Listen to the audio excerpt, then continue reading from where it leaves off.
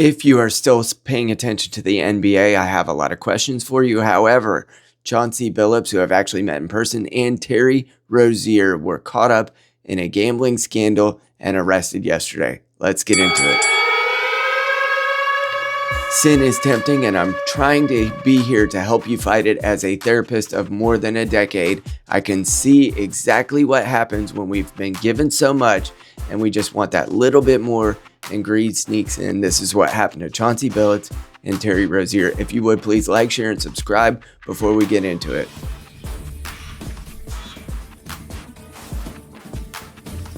Reading from the Daily Wire, Miami Heat guard Terry Rozier was arrested at a hotel in Orlando hours after his team lost to the Orlando Magic, ESPN reported. Rozier did not play in the game, and apparently most recently he's been playing pretty poorly. Take a look at this and see if you don't see a ringer when you watch these clips. This one right here. Watch. Okay, hold on. Check this out.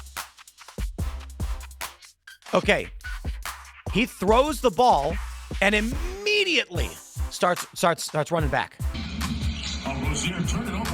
He knew exactly what he was doing. Turn it over again.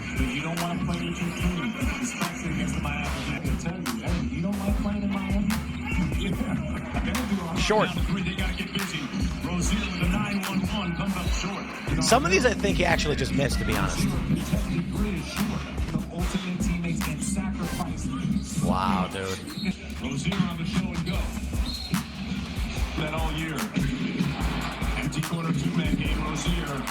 You know, I gotta say, Anderson with a rebound. Rozier relocates for another drive. Well, that was awfully short. Yeah, because it was intentional, right? I gotta say this, right? We are betting on the Super Bowl. Billups and Rozier are set to be arraigned later on Thursday in the districts where they were arrested, Rozier in Orlando and Billups in Portland. The charges stem from the investigation of over 30 people, which included wire fraud, money laundering, extortion, robbery, and illegal gambling, according to the FBI and Director Kash Patel.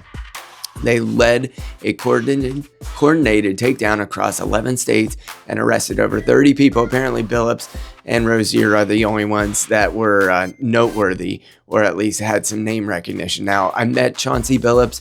I'm pretty sure it was for an Athletes in Action event, which is actually a Christian organization, or perhaps it was at a friend's.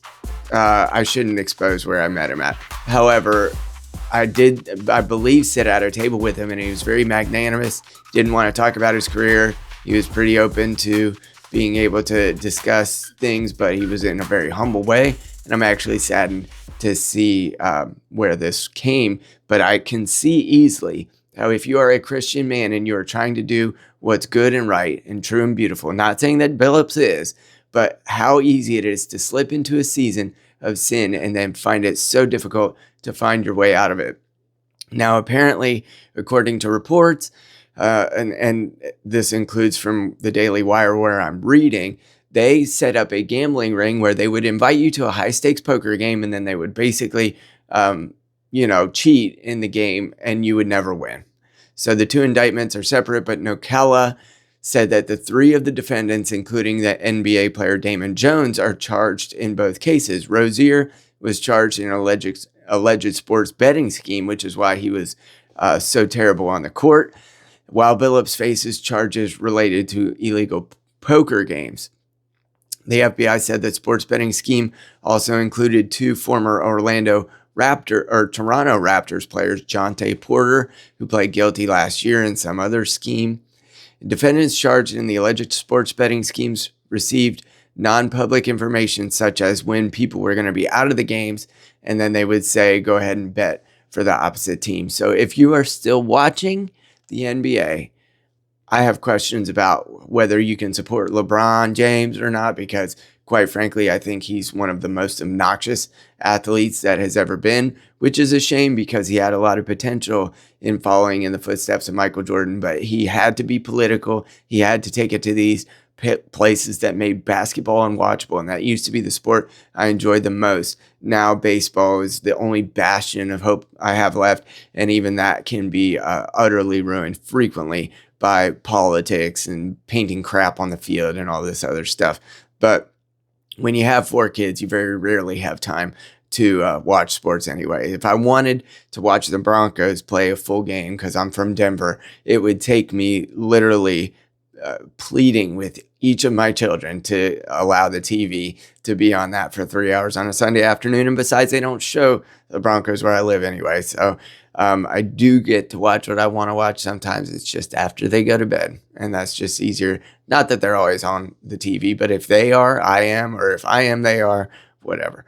Rozier, a 10-year NBA veteran, has been investigated over mysterious gambling activity in the past. In March 2023, sportsbooks flagged strange betting activity on Rozier when he played for the Charlotte Hornets. During a game between the Hornets and the Pelicans, sportsbooks paused bets on Rozier after a professional gambler placed 30 wagers on the under for Rozier's points. That means Rozier left the game 10 minutes early due to a foot injury, and perhaps he set up this gentleman who was gambling to win a bunch of money because he was going to pull himself out of the game, this is as bad as the Chicago White Sox scandal when we were talking about this all the way from the 1910s until now. The Chicago White Sox absolutely bet on games. Pete Rose has been declined from being entered into the Baseball Hall of Fame because of it. Please do not let these NBA players off of the hook. They deserve all of your disdain for ruining what could most obviously be a sport that has a lot of purity to it. And as far as the sport goes, not the politics surrounding the sport, it is still exciting, one of the more exciting leagues that you can imagine. And basketball was my favorite sport to play other than boxing, which is why the channel theme is boxing gloves. So here's the bottom line, though. A Christian man can very easily fall into a season of sin.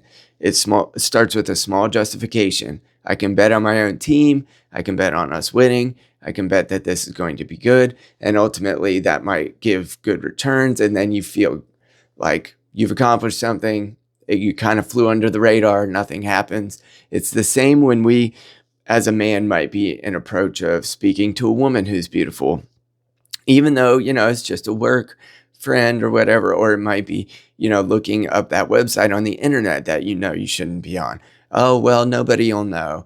That's a lie, because you'll know. And after you have the guilt and shame and remorse that comes along with that sin that you participated in, that will build further justifications in your mind that you already messed up, and then it will swell into something greater and greater unless you arrest it. You turn away from it and you try to make amends to whoever might be involved with it. Chauncey Billups, along with Terry Rozier and all these other players, I do pray that they would get back on some type of track. But ultimately, part of the lesson here is that when somebody tells you who they are, believe them. And the NBA has been telling you for a long time, if you are a certain type of fan, that they don't want you. And so you should believe them. Turn it off, and it's probably fake anyway. That's all I've got for today. If you would love to see more of this type of takedown of major athletics, which I pray really doesn't happen, but when it happens, I'll be here from a therapist perspective. Please like, share, and subscribe. I'll talk to you later.